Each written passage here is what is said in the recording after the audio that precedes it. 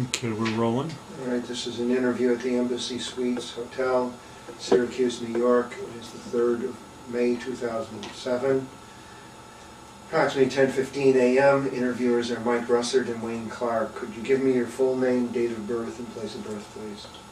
John Walker Bligh, Jr., August 22nd, 1936, Fabius, New York. Okay. What was your educational background prior to entering service? High school. Did you volunteer or were you drafted? A little bit of both. I originally volunteered in order to get the GI Bill, but after some conversations with a recruiter, or sweet talk from a recruiter, if you will, I decided to enlist. Okay. All right. Now, did you have a choice of service at the time, or Yes, I could have why gone did you anywhere. select the Army? Because it was a 3-year as opposed to 4 Okay. option All right. Where did you enlist? at Syracuse. Okay. And where did you go for basic? Fort Dix. How long was your training? What was it like? 10 weeks, and it seemed to be difficult. The cadre were all veterans of the Korean War. Some admitted a little bit of bias that those of us who were recruits were getting the benefits of the K-Bill, for which they'd actually fought, but it wasn't serious. It was good training. Did you get any special training after that? Oh yes, after that I was sent to ASA headquarters at Fort Devens, Massachusetts, for further testing, and again the OCS test, which I passed but declined, and then on to Monterey, Presidio of Monterey in California for 54 weeks of Korean language. Did you find that difficult? Oh yes, and it was difficult because it was different. It was also a setting whereby the Army at the time, we were not grouped according to language aptitude. The aptitude tests were basically what we did at Fort Devens.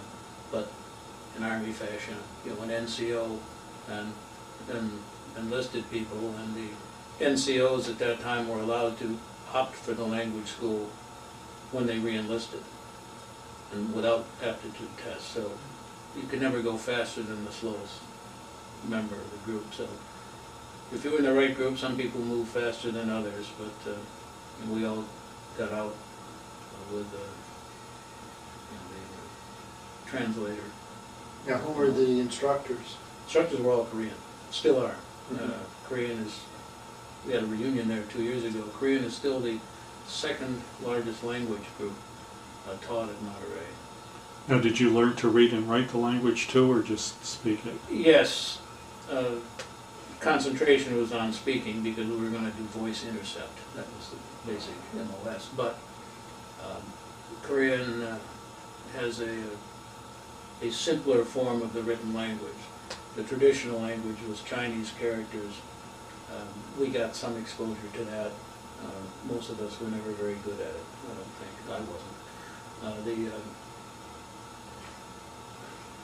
The king in the 14th century in Korea decided that the populace was unable to write the language because it was so complicated with the characters, and had developed a simpler form. It looks complicated to the Western eye, but unlike the ideographs which Chinese uses, it has consistent sounds. So, Virginia Tech shooter Choksong I could easily write. The characters, therefore, in Chinese, I doubt that I could. Okay. Did you go right from the Presidio to Korea, or Via Fort Lewis, Washington, then ship to Yokohama, and from there by plane. There was some additional training, OJT really, with the tapes that had been picked up from the North Koreans by our colleagues. And we listened to those in a theater underground. It was called Camp Oji, for the name of the part of Tokyo in which it was located. the ship over for most people. The first seagoing expedition they'd had, I was lucky. I had fantail duty and a man overboard watch, so I got a lot of fresh air. And then, of course, we got ahead of schedule, so they had to have a man overboard drill, circle around Yokohama Harbor for a while doing that. But some of the people, of course, got pretty seasick. And also, I have a little anecdote there. Sure. You know, the Army in those days, you got about a pile like this of all papers and orders. And they misspelled my name when we left Monterey. So when I got to Fort Lewis, they started calling off names to get on the ship. And when they're all done, you know, I think roughly 2,000 guys, I was the only one standing in this big tarmac. And somebody came over and, you know, wondering what the hell I was doing there. I said, well, nobody's called my name. But they had put, instead of B-L-I-G-H, S-L-I-G-H. Of course, the serial number and everything was correct. Oh, okay, so they changed the top copy. Well, when I got, you know, when we got to Yokohama, it was the same thing over again. And also on the ship, because I wound up, they did it alphabetically, I wound up with people whose names started with, you know, R and S instead of B's.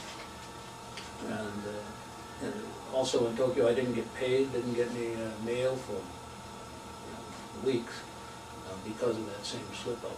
You know, everybody just corrected the top copy and forgot to go below, so they passed on copies with the misspelling. They finally straightened that out, and it was, of course, nice to get a lump sum of pay, although I would have enjoyed Tokyo more if I'd had money at the beginning. Anyway, it was there over the summer, and then we, this was 1956, went on to Korea, and that by plane. Now, when did you arrive in Korea? August 1956. And how long did you stay there? Until October 30th, 31st, I can't remember, of 1957. Now, where were you assigned? On the DMZ. Okay. And what was life like where you were? Well, once you got used to the idea of where you were, it was fun, and it certainly beat, in my view, and substantiated in reunions we've had over the assignments that people got further south. The irony was, if you weren't very good at Korean in Japan when they tested you or you did the OJT, you got to stay in Japan. So the incentive was wrong. If you were a certain level, and there were a couple of guys who were very good, you know, they stayed in Yeongdeung-po near Seoul. But that was a much more military setting. We were up on the DMZ. There was a second lieutenant platoon leader who did not speak Korean. But really didn't know what we were doing as long as we did it well. And you know, life got pretty casual by military standards. I don't mean we didn't do the job. It's just that there wasn't a lot of, well, there wasn't a whole lot of rank to run around saluting anyway. But life was good. We had a standing mess hall, which there were some even smaller units. We fluctuated in size from 13 people doing voice intercept up to 22, operating 3 sites. So when we get down to 13, you're on duty a lot. But anyway, the smaller units would come in so that we were able to support a mess hall with one enlisted cook title, although he didn't really do much cooking. Korean helped to that. With a motor pool, and from there we went to 3 different sites up closer to the on the DMZ to do the voice intercept. There were also a couple of Chinese linguists assigned to us. So were you in bunkers when you were there? We were in bunkers. They had, you know, K1, 2, and 3 were the numbers because of the language, although K3 actually did both Korean and Chinese intercept. And we rotated around, although you kind of adopted one as home. One of them was on the 24th Division compound, and you know, the 24th Regiment. And that was really just a hut truck built into the side of the hill because you had all this U.S. military around. The other 2 were camouflage bunkers. Now, did you carry weapons at all? Oh, yes. We were issued either carbines or M1s. Most of us traded or somehow acquired grease guns. Considering where we were, we thought it was a lot better. Frankly, there was, I mean, we all realized that we might be the first to see anybody coming, but we'd be the first to get run over by them too. No, you were in an ASA unit. What does that mean? Army Security Agency. Okay. It no longer exists, I found, since the 70s. It had been called Communications Reconnaissance. Just before we got there, they changed the designation to ASA. Now, did you operate radios at all? Yes. Now, what was your standing mission then, basically? Voice intercept. There were Koreans called CMSs, Critical Military Specialists, and as native speakers they were better at the language than we were, but we had a series of radios with different capabilities, all battery powered, and so you would sort of hop and one would work one radio and the other another. There was always a GI in the bunker, and almost always a native speaker of either the Chinese or the Korean language. The radios weren't very good, to be honest with you. It was World War II stuff. Almost everything we had was World War II stuff. And as I understood it, the terms of the Korean truce meant that we could maintain equipment we had but not bring in new. Of course, the other side broke that all the time. So I think we eventually scrapped that and did bring in some new trucks, but after years of use there was a lot of breakdown. The same was true of the radio, so we were able to get new batteries for them. And we did have one radio repairman assigned to the unit, also an ASA man. And we had a mechanic who was a linguist but somehow knew a lot about vehicles, so he opted to do that, which was necessary because none of the sites were within walking distance. They were all 5 or 6 miles at least, and quite steep. Did you ever receive any messages that caused the unit to be put on alert or anything? We went on alerts, a couple of times. It wasn't so much the messages you received as the ones you didn't. If the nets went silent, then everybody got worried. Mostly, I mean, we were doing low-level voice intercepts, so we could pick up unit activity, artillery drills and so forth. And many of those, I don't think they had the ammunition. They just drilled without, the North Koreans. The Chinese were a little better equipped. But the alerts came when we wrote down everything we got every day. And because we were close to DMZ, it could only be called confidential classification. We then took it down by courier further south, and as it got further south, it picked up classification. So it eventually became top secret stuff. But whenever we didn't, our papers were blank or near blank, then people higher up in chain of command seemed to get worried. And there were a couple of alerts, presumably based on that. That was our guess. Were you ever? Was there ever any fire across the DMZ? Yes, there was. Not while I was in it, but one of the hut trucks. We also did, I should have mentioned, occasionally we would take a hut truck out and go to sites that weren't permanent, just to see if we should move the site, or perhaps even establish a new one. Now, what did hut trucks stand for? Hut trucks they were like a box that sat on the back of a deuce-and-a-half truck, and that they had radio capability. So they're like a portable, like a trailer, but on the truck. Yeah. Well, one of our bunkers was one of those. It was just set into the ground. Oh, okay. The one that was in the 24th Division area. People would listen, and one of those took a few rounds, presumably from the other side of the DMZ, but nobody got hurt. It was splintering some of the wooden, splintered some of the wood. And there was no secret, because these things had such long antennas that, you know, if you hid below the crown of a hill, if the guys on the other side were watching, they could see the antenna. So one colleague said when he crept up to the top of the hill to look over, somebody waved at him. I don't know if he seemed to be telling the truth.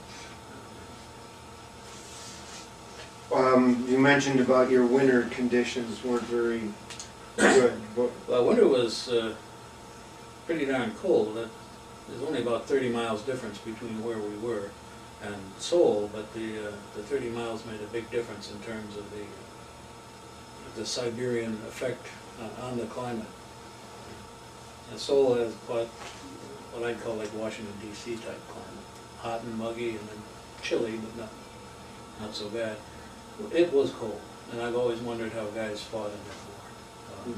You know, the way they did. We had Quonset huts fueled by diesel camp stoves, but the diesel was so diluted by theft along the way. By the time it got to us, it had a lot of water in it, and it would freeze. So one of the duties of the man on guard was to go around and bend the hose that ran from this 55-gallon drum of diesel into the tent stove. Even then, it didn't always work. I woke up one morning and opened the tent stove and there was ice in the bottom of it.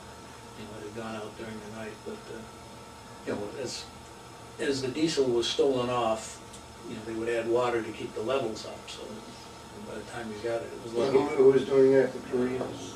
We assumed it was quite a black market going out.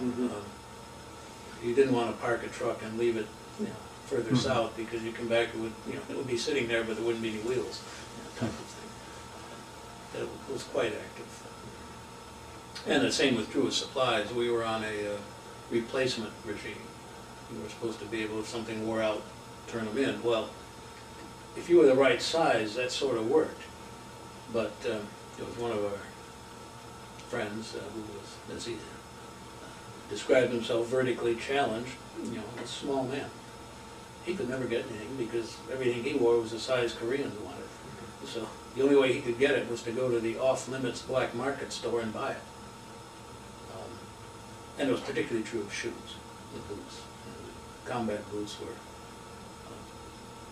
beloved by everybody who didn't have them, and you know, getting those replaced, my feet were big enough so it wasn't really a problem. But you know, for some, it really was.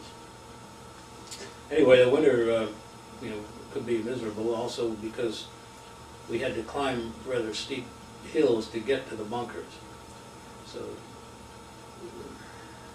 winter in the rainy season, you couldn't always make it, so you had to hike up, and of course, you carried food and everything, so the packs could be quite heavy. It wasn't all that burdensome, but it was cold. The bunkers, because they were covered with sandbags, and as long as the tent stove worked, it'd be too hot. You know, but what we call the local employees, the Chinese and the Koreans, loved to cook, so they would always keep the stove going, even in the summertime. GIs were happy to eat something that was cold, or a sandwich from the mess hall, but they wanted to get everything, you know, fried up in chopstick size.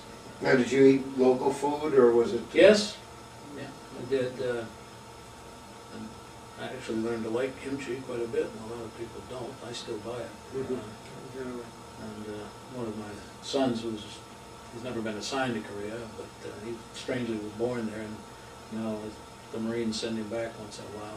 He loved it.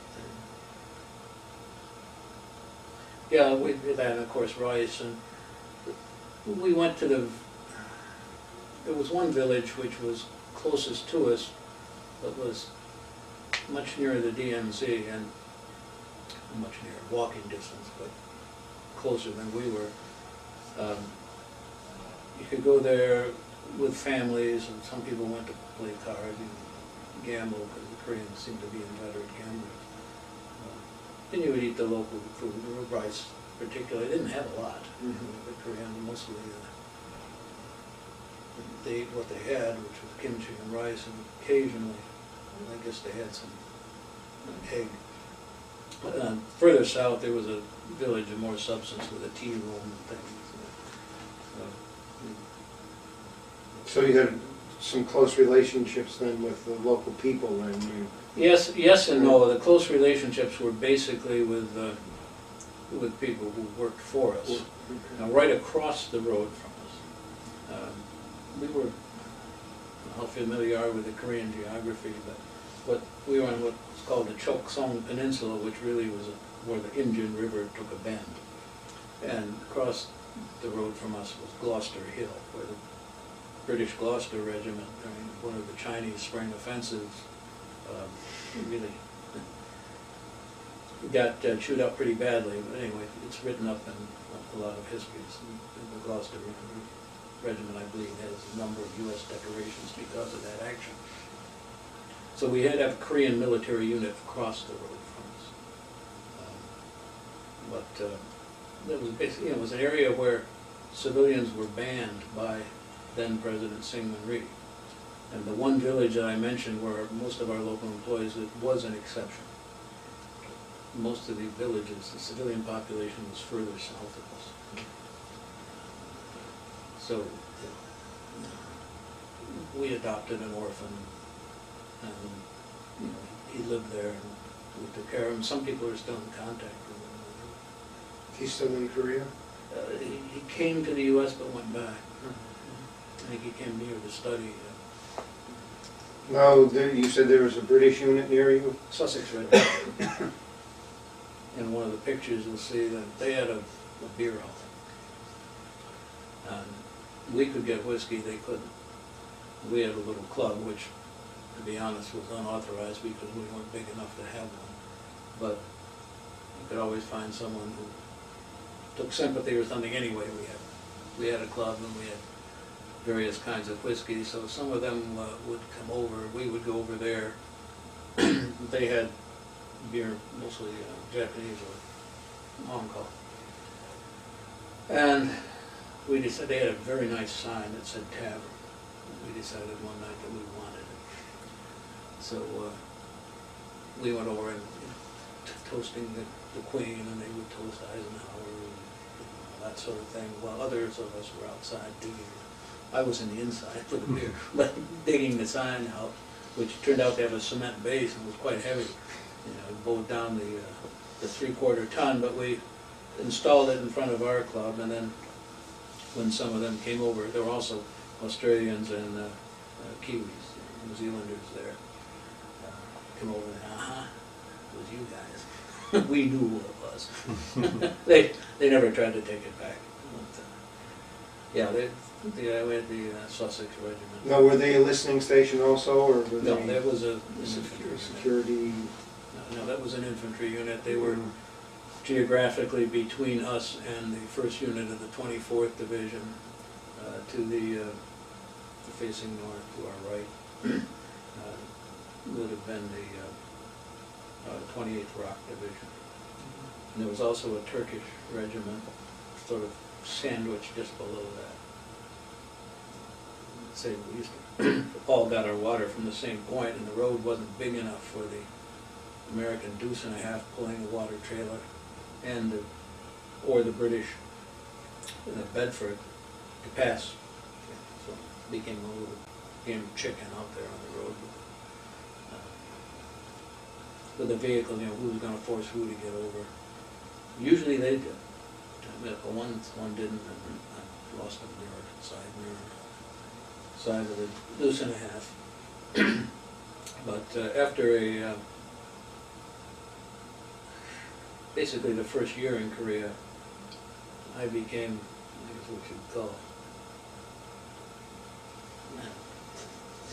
not exactly platoon sergeant because we didn't have any, but I took care of the motor pool and assigned other things. So basically I came out of the bunkers.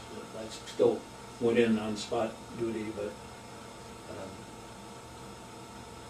sort of ran the, oversaw the compound, and we had a little orderly room. The lieutenant had an office and two of us, one was assembling the traffic to be taken south by courier. And I had a desk, not really an office. And then toward the end, I thought I'd want to get back, so I went back into the bunkers and started doing more of the voice intercept. A little boring south. The advantage of being a dispatcher was that whenever a vehicle was needed to go hunting, I dispatched myself a vehicle. That was my big pastime there, was pheasant hunting. And I taught it to a lot. We had a number of boys from the south who had never even seen a pheasant. So I got them to learn to appreciate the sport. And we all had dogs. At some point, we had more dogs than we had GIs. There was no way to keep them from reproducing, basically. The only thing that kept down the number was that the Koreans traditionally eat dog at a certain time of the year, so dogs would go up missing. We assumed it was the Korean soldiers across the road. That's the way it worked. What other things did you do for entertainment besides pheasant hunting? Well, we read a lot, because it was one of the things to do. Power at first was only on 8 hours a day. Eventually we got it up so that we had 3 generators which nominally ran 8 hours each. They didn't usually work all that well at once, but got to the point where we always had 2 going. That was one of the jobs of the mechanic, was to keep the generator going. So we read a lot, actually heard a lot of records, because you could get these relatively inexpensive record players and things like that. My Fair Lady was out on record. How did you get the records and the books? Well, there were PXs, you know. What is it? There were 2. One in Weijangbu, which was 25 miles further south, and one in Munsani, which is where the 24th Division, the main compound was. I only got to the one in Weijangbu once, and to the one in Munsani, I think twice. If you took a courier run down to Bligh with our traffic, you usually got to do a lot of shopping for other people. So that was where we got those, and you have to rely on other people's taste, or people sent them by APO, you know, from home. Winter time was the time to do that, because we couldn't do much outside except, well, I could go hunting, and it was actually safer because there were still mines around, the ground was frozen.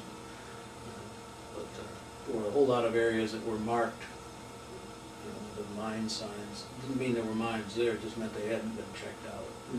But occasionally you see, you know, I don't want to say stumble across, because fortunately I didn't, but it was an anti-tank mine, I was told later.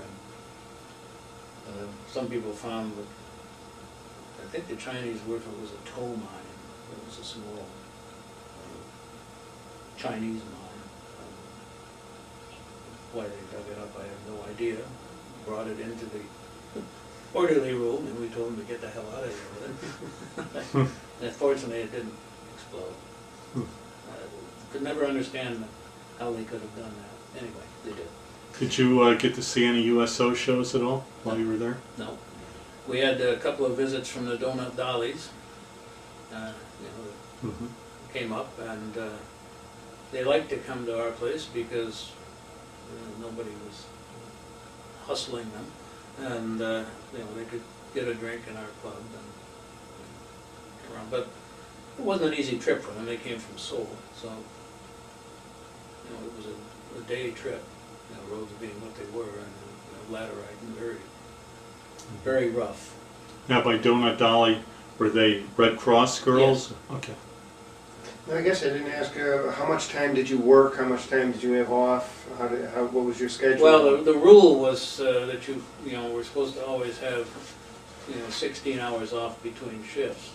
It didn't always work, because when we got down to just 13 people doing the Intercept at 3 sites, you know, it just didn't work. And sometimes, you know, you would stay up in the bunker because they couldn't get up to you to relieve you, because it was either too rainy or too slippery because of the snow. So, but you know, the nominal was, 8 on, at least 16 off. The target was to get 24 off. Now, sometimes we would double up so that you'd get a weekend.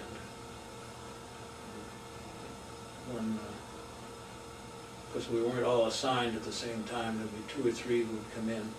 And so when it was time for those people to leave, the Chinese in particular, who were better paid than the Koreans, would have a dinner down in Seoul at the Choksong Hotel, so people would either double up or somehow accommodate so that 2 or 3 who were leaving would be able to go down to Seoul for a weekend. And then there was, R&R to Japan that came up. I never went. I can't talk. So you stayed in Korea the whole time? I stayed in Korea. I had the R&R option. I didn't take it because I can't remember why. I didn't feel like it, I guess. Or doing something else. I don't know. We also played, we had a basket on the compound. We played a lot of pickup basketball. Otherwise, people amused themselves, one way or another. I said reading was probably the basic way, but people would build little things, like a new latrine just for something to do. And we had movies every night, predictable movies. Sam Katzman was the producer. These terrible black and white things that were in the mid-50s, just in terms of plot and sophistication, awful. But God, the Koreans loved them. I think that's how they learned most of their English. And we'd show them in the mess hall. There was a signal unit that was even smaller, and they would come up. They were the same ones that came there for their meals. And we'd get KMAG, officers come in. The place got a reputation because, unlike most of the GI mess halls, it was sort of individual. And so people would find an excuse to stop by for lunch, and as long as they signed the book, we could draw their rations to make up for what they'd taken. Yeah, the movies were, either laughing about them or complaining about them. In that situation, you complain about things because they're there, like the food. Everybody got so tired of chicken, so swore they'd never eat another one. It seemed that the Army had cornered, the market before Frank Perdue came along. We had an awful lot of chicken, but it was well prepared. I have to admit. And then a couple of times a year, those of us who did some hunting would provide pheasant. We did that for Thanksgiving. We had enough pheasant so that people who wanted to could have it. Most of them had never tried it. Worked out all right. You had some interesting observations about the greatest impressions on you when you sent this in to us. Well, remind me. Well, they were about never meeting anyone from other parts of the country and impressed on the diverse backgrounds. My total military experience, yes. I mean, I went to high school in Manlius. There was one black athlete in the Onondaga League at that time. Got to Fort Dix, and there were a number of Puerto Ricans, a number of blacks, and I wound up in sort of an area of the barracks with some Boston Irish. And it was quite an experience, broadening for me, coming out of Central New York. At Fort Devens, then we got mixed in a lot of from the South, Tennessee, Georgia areas. Primarily Tennessee and Georgia for some reason, one from Arkansas. And in Monterey again, a further blending in with people from various areas. Yeah, I had never met them. It turned out to be very good. I remember in total disbelief in Monterey, one man from Louisiana, favorite phrase was, "Ooh, what the Civil War." I think he thought they had. But sort of incredulous, and it's almost a cartoon condition, but that was his line. But it's good. We still maintain contact, and a lot of us. a lot of us, there weren't that many of us ever, but we had a couple of reunions when we went back to Monterey in 1955, which was the 2005, which was the 50th anniversary. The time we started, yeah, they did it up big for us. Unfortunately, embarrassingly, ran us through a couple of Korean classes, show how much we'd forgotten. And we came away with the belief that, you know, those people there now are a whole lot better than we were. Whether they're otherwise motivated or not, I don't know. And some of them are because they got a bonus, you know, to sign up to go there. But it's a career force, and that may be the difference. Or maybe they've just learned over the years how to better instruct. You know, we didn't. I mean, nobody fought going to Korea. Some of the people with whom we'd mixed at Monterey were studying what they called Annamese at the time, which turned out to be Vietnamese later. And they went off, and, you know, to duty wearing civilian clothes. Of course, one came Vietnam, and they were back in the army and wearing uniforms. So Monterey itself, because of the language situation, was broadening. People were studying various languages.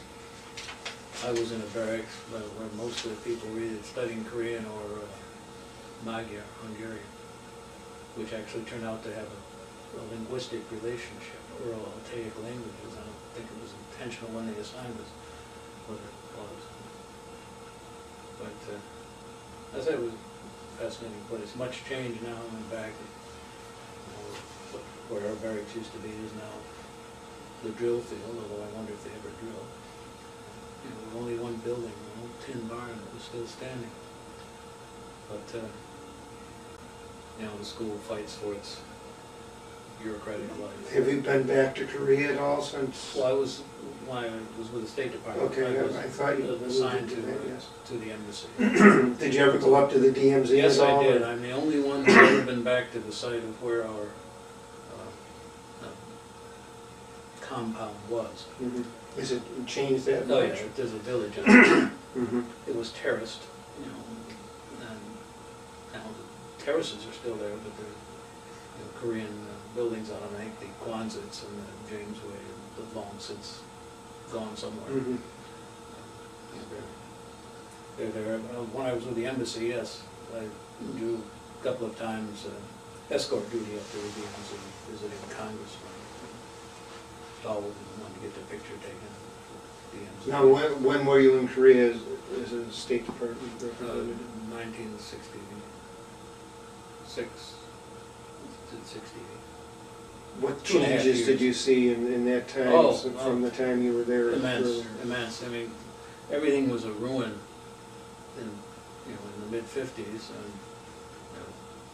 you know, the bridge was back over the Han River. And just the airport itself, it was just a bombed out building when we landed from Japan, and when we went back, you know, Kimpo was a going airport. I'm sure that it's 10 times that now.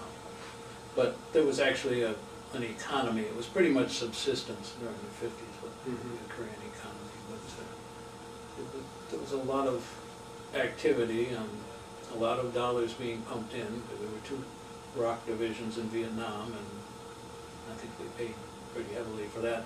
Plus they sent home, you know, I think we maybe even paid them in dollars in Vietnam, I don't know.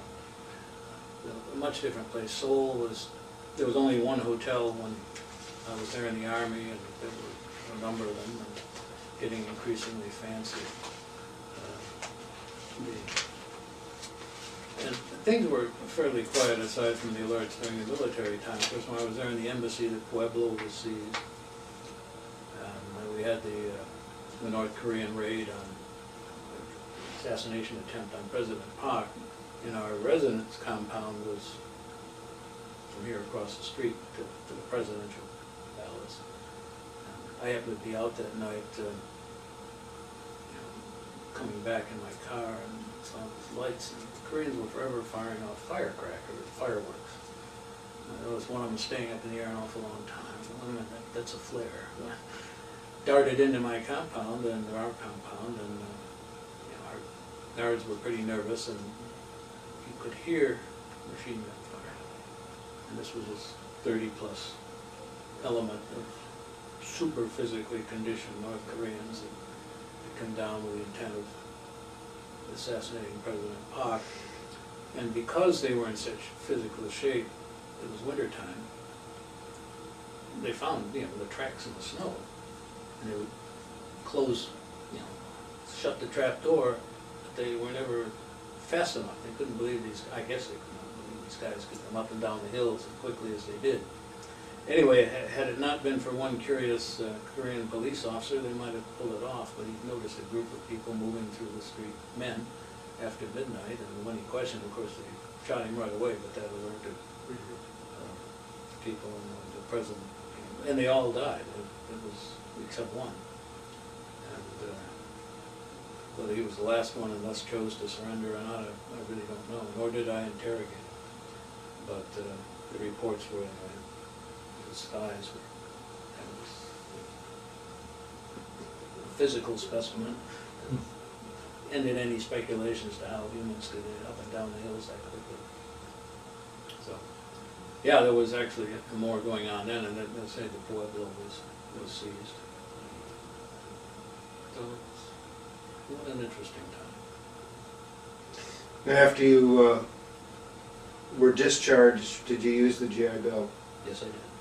Which is one of the reasons I joined Yes, the I Army know when you I said did. that. Yes, I first went to, because I got out of the Army in mid-November. And then I started at Des Moines College here in Syracuse in the spring semester. And after 3 semesters there, I transferred to Syracuse. Graduated there in 1961. Master's degree there in 1964. But no, the GI Bill was a great help. I was able to live at home. Therefore, the GI Bill pretty much covered the tuition. Had I not had it, not sure what I would have done. I probably would have gone to school, but under different circumstances. And Syracuse worked out pretty well because of the Korean language. I had satisfied their requirement to have a language. And I also picked up a few hours for area studies, so I saved some tuition by not having to spend the full 4 years. Okay, I know you said you do have stayed in contact with some that served. Yes, we've had a couple of reunions, and they sort of vary because the language school group did not all wind up in the same place. So at the 1st Platoon, Company A, where I was, there were people that came both before and after with whom we're in contact, and we've sort of had reunions. Then there's the language school group, which is a different group, and that's the group that went to Monterey in 2005. Otherwise, we've met in Denver on one occasion and in Washington on another. Some talk of doing it again. We've lost a few due to age creeping up, mostly illness.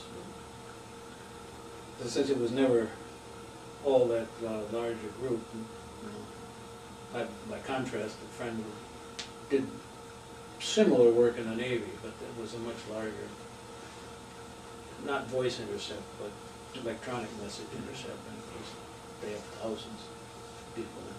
We never did. So his reunions are big deals. Ours are quite small. Now, how long were you in the Foreign Service? 30 years. How do you think your time in the service, besides the GI Bill, I know that was a great asset, how do you think it changed or affected your life? Oh, I was insular as hell before I went in military service, and never dreamed of going abroad. The reason I wound up in Korea is a little more prosaic. I was offered Vietnamese, which I didn't know what it was, 6 months of Russian and 6 months of German, 12 months of Russia. Well, we knew Monterey was a nice place, so okay, how can we guarantee to spend a year in Monterey? That's how I picked Korean over the other language options. Ironic, since my best language is German, my wife is now German. I spent 14 of my foreign service years in Germany, but yeah, so it worked out. No, I learned a lot. I don't think I learned so much, but learned to see other people's views, I think, of a number of things, issues that I would not have otherwise, Mm-hmm. you know, had I stayed in Central New York. Not maybe, but, and it was great. I wouldn't trade the experience at all. And, as I said, both my sons are career Marines. Doesn't hurt them at all. What were some of your duty stations? Korea, I know you said Germany. You in the foreign service? Yes, I'm sorry, yes. My first station was Korea, and then Costa Rica, then Liberia. In Costa Rica, I was assigned to Vietnam via training in Washington. But it was about the point where Mr. Nixon and Mr. Kissinger decided that they decided we had won. Anyway, we weren't going to send any more people there to do. I was assigned to Chords. You know what that was. Anyway, the pacification, rural development group. So I never got there, and I was sort of without an assignment. And I was offered two, one in Monrovia, Liberia, one in Recife, Brazil. And it was a time when, you know, the race issue in the U.S. was really taking off, and I thought it might be interesting to pick Liberia. Besides Recife, I had to go learn Portuguese. And I'd just come off a Spanish-speaking tour, and I knew the two would get mixed up, and I wouldn't wind up speaking either very well. So I went to Monrovia. In Monrovia, I was assigned to Dusseldorf. From Dusseldorf back to Washington, then up to Barcelona. I was in Barcelona about a year, and then I went to Madrid. From Madrid to Ottawa. From Ottawa back to Bonn, where I stayed 8+ years, which was very unusual, but it was time that spanned the fall of the Berlin Wall. So the first 4 years I was there, and then the wall came down. The ambassador at the time wanted people with experience, and my language was pretty good, to stay on, so he supported another tour, which is unusual in the foreign service. So I stayed there until 1992 and 1993. Then I went to Brussels, which was nice, but I found the work kind of boring. And I asked for reassignment, and I was offered Saudi Arabia or Sydney, Australia. So my wife had always wanted to go to Australia, so that's how that decision got made, and that was the final post. Which was your favorite? In terms of work, the most interesting was Madrid. Spain at that time was getting ready to, was in NATO, getting ready to join the European Union. And a lot of it, my job was U.S. business promotion. We had a lot of interest on behalf of American companies in Spain because they could see something was going to happen. And so it was very busy. The combination of the hours that Spain keeps, with the late dinners, and everything seemed to get done over a meal. And going to receptions, and it was busy, but there was no time to worry about it. I did get to play some tennis with the Wimbledon winner, and so that's kind of unique. In terms of being able to see what got done, probably Germany, because the U.S. companies were finally beginning to pay attention to life and business opportunities abroad. They'd always invested in Germany after the war, but they hadn't really come in smaller companies to try to sell anything, a service or a good. So I did a lot of trade promotion there. Those were, I would say, the highlights. If you could just, you send us this, hold this in front, tell us where and when that was taken, Wayne can just focus on it and make it part of the video. This is a picture taken as a recruit in the U.S. Army, Fort Dix, January 20th to 21st, 1955. Okay, got it. Okay, well, thank you very much for your interview. You're welcome.